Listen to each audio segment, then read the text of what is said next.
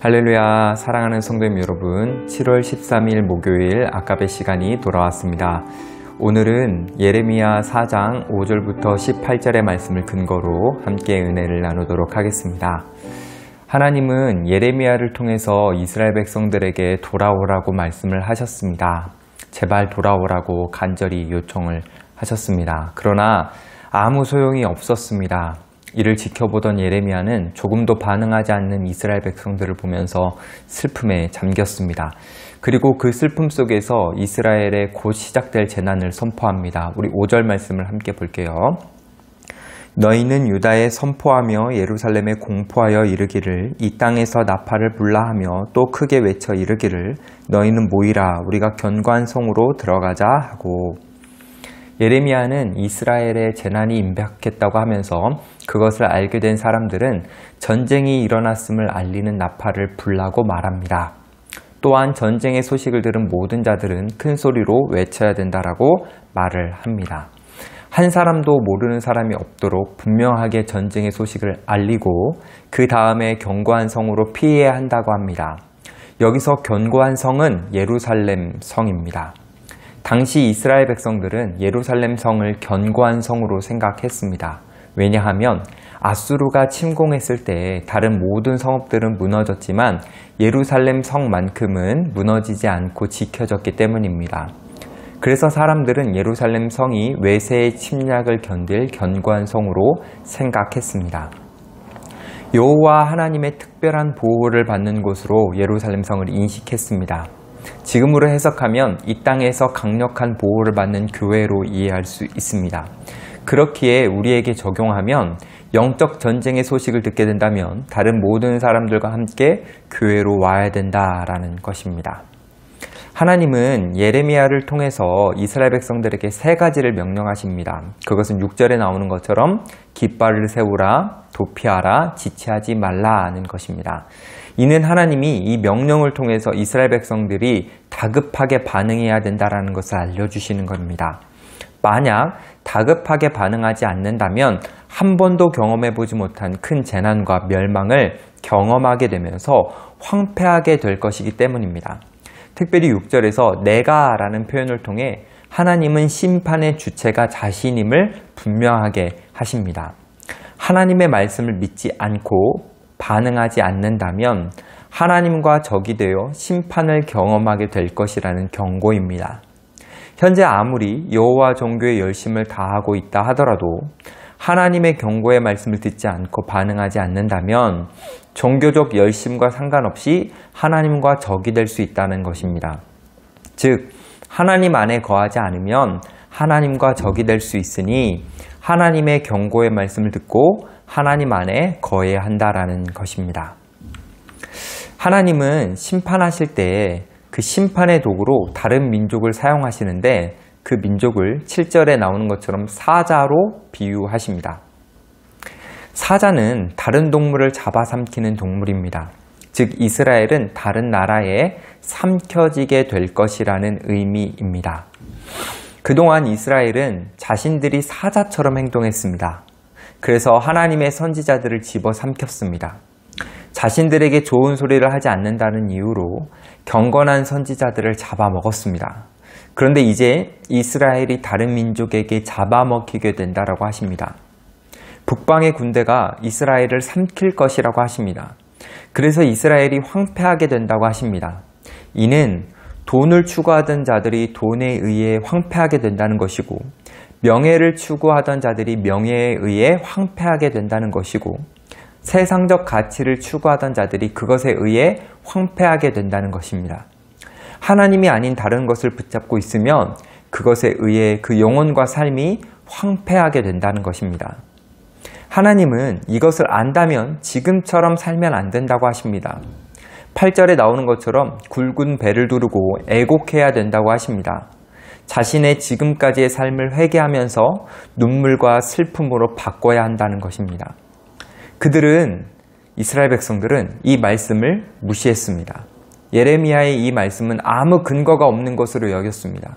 당시 이스라엘 백성들은 예레미야 말씀을 어떻게 들었냐면, 당시 이스라엘은 그냥 어떠한 위협도 없고 위기감도 없었기 때문에 예레미야의 이 말씀을 아무것도 아닌 것으로 여겼습니다. 사실 그 당시 이스라엘을 괴롭혔던 아수르는 내부의 문제로 인해 힘을 잃어서 더 이상 이스라엘을 괴롭히지 않았습니다. 그래서 이스라엘 백성들은 평안을 누렸습니다. 그러한 시기에 예레미야가 침략이 임박했다라고 외쳤기 때문에 이스라엘 백성들은 예레미야를 미친 선지자로 여겼습니다. 그 말씀을 듣고 전혀 반응하지 않았습니다. 사실 예레미야가 말한 이 침략은 이 말씀이 선포되고 약 40년 후에 발생했고 적은 아수르가 아니라 바벨론이었습니다. 그래서 이 경고를 무시하던 자들은 태만하게 살다가 이 경고의 메시지가 끔찍하게 실현되는 것을 경험하게 되었습니다. 예레미야는 이스라엘이 하나님의 말씀을 가볍게 여기고 반응하지 않는 것을 알았습니다. 그래서 다시 한번 심판의 날에 어떤 일이 일어날지를 소개하며 경고를 이어갑니다. 우리 9절에 나오는 것처럼 그 심판의 날에 견고했던 예루살렘이 정복을 당하여 왕, 지도자, 제사장, 선지자들이 모두 두려움에 떨며 낙심하게 될 것이라고 합니다. 어찌할 바를 모르는 상태가 된다는 것입니다. 이를 예상하고 있던 예레미야는 탄식합니다. 우리 10절 말씀을 볼까요? 내가 이르되 슬프도소이다. 주 여호와여, 주께서 진실로 이 백성과 예루살렘을 크게 속이셨나이다. 이르시기를 너희에게 평강이 있으리라 하시더니 칼이 생명에 이르렀나이다. 이 표현은 심판을 맞이해서 탄식하는 이스라엘 백성들을 대변하는 표현입니다. 이스라엘 백성들은 예루살렘 안에만 있으면 계속 평안할 줄 알았는데 그렇지 않다라는 탄식이죠. 자신들이 종교적 열심을 가지고 있었기에 하나님으로부터 심판을 받지 않을 것이라고 생각을 했는데 칼과 같은 하나님의 심판을 받게 되었다는 탄식입니다. 이러한 탄식은 이미 예상되는 것입니다. 이스라엘 백성들은 심판을 경고하는 말에 귀를 닫고 잘 될 것이라고 말하는 선지자들의 달콤한 메시지만 들었기 때문입니다. 꼭 들어야 할 말은 듣지 않고 듣고 싶은 말만 골라서 들었기 때문입니다. 사실 이스라엘 백성들은 하나님이 자신들을 버리실 수 있다는 것을 상상하지도 못했습니다. 그저 제사를 드리듯 간단한 요식 행위만 계속하면 하나님의 분노를 가라앉힐 수 있을 것이라고 착각을 했습니다. 하나님의 마음을 공감하려 하지 않고 그래서 자신들의 마음에만 집중했죠. 그래서 심판을 면하지 못하게 되었습니다. 이를 예상하고 있던 예레미야는 백성들의 마음을 대변하듯이 10절 말씀을 통해 탄식한 겁니다. 이제 예레미야는 심판의 날에 어떤 일이 일어나게 될지를 경고의 말씀으로 이어갑니다. 그것은 11절에 나오는 것처럼 그날 뜨거운 바람이 예루살렘에 불어올 것이라고 합니다. 이 바람은 건기의 사막에서 불어오는 동풍을 가리키는데 죽음에 이르게 하는 무서운 바람입니다. 그런데 특별히 이 바람이 헐벗은 산으로부터 온다고 합니다. 여기서 헐벗은 산은 이미 3장 2절에 언급된 대로 행음하는 장소입니다. 즉 이스라엘이 하나님을 버리고 행음했던 곳으로부터 심판의 바람이 불어온다는 것입니다.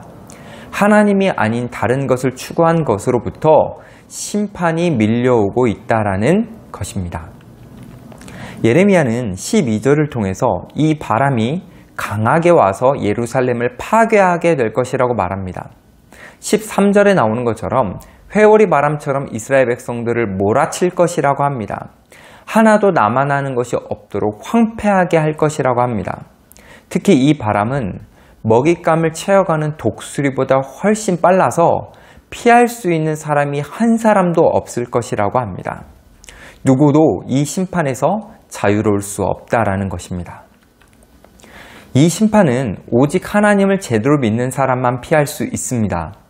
일반적인 선지자들의 달콤한 메시지만 받는 자들이 아니라 예레미야처럼 심판의 메시지를 던지는 자들에게 귀를 기울이고 하나님의 마음을 확인해서 하나님을 의지하여 붙드는 사람만 심판을 피할 수 있습니다.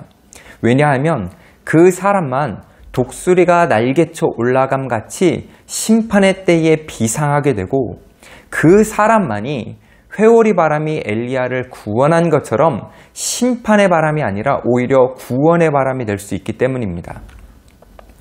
이를 위해 예레미야는 이스라엘 백성들을 향해 진정으로 하나님 편에 서라고 말합니다. 우리 14절 말씀을 같이 한번 볼게요. 예루살렘아, 내 마음의 악을 씻어버리라. 그리하면 구원을 얻으리라. 내 악한 생각이 내 속에 얼마나 오래 머물겠느냐. 5절에서 교회로 의미될 수 있는 예루살렘 성으로 들어오라고 했던 예레미야는 이제 예루살렘 성 안에 있는 것으로 만족하지 말고 마음의 악을 씻어버리라고 말합니다. 교회 다니고 있다라는 것으로 만족하지 말고 하나님의 뜻을 온전하게 깨달아 회개해야 된다는 것입니다. 하나님이 아닌 다른 것을 추구하는 굳은 마음을 제거하고 하나님만 사랑하고 하나님만 추구하는 새 마음으로 변화되어야 된다는 것입니다. 여전히 악한 생각이나 헛된 생각이나 의미 없는 행동을 하고 있다면 그것들이 우리 안에 머물지 않도록 회개하고 깨끗이 제거하라는 것입니다. 악한 것이 우리 안에 조금도 남아있지 않도록 주님 안에서 말씀으로 몸부림치라는 것입니다. 그렇게 해야 하는 이유는 15절부터 17절에 나오는 것처럼 심판이 우리에게 다가왔기 때문이라고 합니다. 이스라엘의 바벨론이 다가오고 있는 것처럼 우리에게 심판의 세력이 다가오고 있기 때문입니다. 아니, 다가오고 있는 정도가 아니라 이미 사단의 세력이 우리 주변을 포위하였기 때문에 심각성을 가지고 바로 회개해야 된다는 것입니다. 그렇지 않으면 사단의 세력에 잡아먹히게 될 수 있다는 것입니다. 우리의 경건한 삶이 무너지고 거룩한 삶이 아니라 허무한 삶을 살 수 있다는 것입니다. 예레미야는 당시 이스라엘 백성들에게 그리고 이 말씀을 받고 있는 우리에게 심판의 책임이 우리에게 있다라고 이어서 말합니다. 우리 18절 말씀을 함께 볼게요. 내 길과 행위가 이 일들을 부르게 하였나니 이는 네가 악함이라 그 고통이 내 마음까지 미치느니라. 우리의 선택과 행동이 심판을 부르고 있다고 합니다. 우리가 하나님만 선택하지 않고 하나님을 위한 행동만 하지 않으면 심판의 고통이 우리의 마음 가운데 가득하게 될 것이라고 합니다. 그렇기에 준비하라는 것입니다. 우리의 선택과 행동이 심판을 부르는 것이 아니라 하나님의 칭찬을 부를 수 있도록 변화되어야 한다는 것입니다. 다시 말해 철저히 회개해야 된다는 것입니다. 사랑하는 성도님 여러분, 하나님의 심판의 메시지가 여러분들은 들리십니까? 자신이 타락하여 무너질 수 있다라고 경각심을 가지면서 살고 계십니까? 자신의 삶을 주변 사람들과 비교하는 것이 아니라 하나님의 말씀과 비교하여 자신의 삶을 돌이키고 계십니까? 하나님이 우리에게 원하시는 삶에서 많이 벗어나 있다면 우리는 회개하고 돌이켜야 합니다. 그럴 때 하나님의 은혜가 우리의 삶에 가득하게 될 것입니다. 예레미야는 이스라엘 백성들을 향해 계속해서 돌이키라고 간절하게 외칩니다. 돌이킨다면 희망이 있다는 것입니다. 그런데 사실 우리의 회개 자체가 능력이 있는 것은 아닙니다. 솔직히 우리가 회개한다고 해서 심판에서 벗어날 수 있는 것은 아닙니다. 우리의 회개는 그 자체로 능력이 없기 때문입니다. 그러나 돌이킨다면 그 사람에게는 소망이 있습니다. 왜냐하면 우리의 회개에는 능력이 없지만 우리가 회개하기를 원하시는 하나님에게 능력이 있기 때문입니다. 우리가 돌이키기를 바라시는 주님은 사랑이 많으시고 긍휼이 풍성하시며 회개하는 자를 외면하지 않으시는 분이기 때문입니다. 그 주님의 성품으로 인해 우리는 회개하며 소망을 가질 수 있는 것입니다. 오늘 주님은 이 말씀을 통해 우리에게 이렇게 말씀하십니다. 나는 준비되었다. 너희도 준비해라. 하나님은 오늘 이 말씀을 통해 우리에게 이렇게 말씀하시는 겁니다. 나는 준비되었으니 너희도 준비해라. 하나님은 심판이 준비되어 있으니 그 심판을 당할 준비를 하라고 말씀하십니다. 그러나 이 말씀은 하나님을 믿고 회개하는 자에게는 다른 의미가 됩니다. 하나님은 용서와 사랑을 준비하셨으니 우리도 그 용서와 사랑을 받을 수 있는 준비를 하라는 것입니다. 하나님은 우리를 다시 받아주실 준비가 되셨으니 우리가 다시 하나님께 돌이킬 준비를 하라는 것입니다. 사랑하는 성도 여러분, 우리는 선택할 수 있습니다. 심판 속에서도 긍휼을 준비하시는 하나님을 생각하며 완악한 태도로 심판을 선택하는 것이 아니라 회개를 하는 겸손한 태도를 선택할 수 있습니다. 그렇게 선택할 때 하나님의 긍휼을 입을 수 있기 때문입니다. 그래서 이미 심판이 임하는 것 같은 이 세대 속에서 우리는 하나님의 긍휼을 선택하기 때문에 하나님의 은혜로 살아갈 수 있습니다. 사랑하는 성도님 여러분, 우리 모두 준비되었으니 너희도 준비하라 라는 이 주님의 말씀을 정말 잘 받아서 긍휼과 용서를 준비하시는 하나님을 향해 회개의 태도로 나아가는, 그래서 하나님의 은혜를 풍성하게 경험하며 살아가는 저와 여러분들이 되기를 간절히 소망합니다. 기도하겠습니다. 사랑이신 아버지 하나님, 우리가 그 사랑이신 아버지를 다시 한번 묵상합니다. 우리가 주님을 떠나 스스로 살아가려고 하다가 심판을 선택하게 되는데, 하나님, 우리가 하나님을 선택하며 온전히 하나님만 추구하며 하나님만 바라며 살아가기를 원합니다. 우리 마음 안에 있는 우리가 알아채지 못했던 악과 더러운 것들을 깨닫게 하여 주셔서 그것들을 성령의 능력으로 제거하게 하여 주시고, 그래서 우리가 주님 앞에 서기에 합당한 순전한 사람들, 온전한 사람들이 되어 하나님 앞에서 경건한 그리고 의로운 사람들로 살아가게 하여 주옵소서. 특별히 주님이 우리가 회개하기를 바라시니 우리의 내면을 돌아볼 수 있는 회개의 말씀을 들려주실 때에 우리가 정말 회개하게 하여 주셔서 하나님이 기뻐 받으실 만한 아름다운 산 제물들이 될 수 있도록 하나님 우리와 함께 하여 주옵소서. 감사드리며 예수님의 이름으로 기도드립니다. 아멘. 수고하셨습니다. 오늘도 말씀으로 주님과 함께 행복한 하루 보내시기 바랍니다. 감사합니다.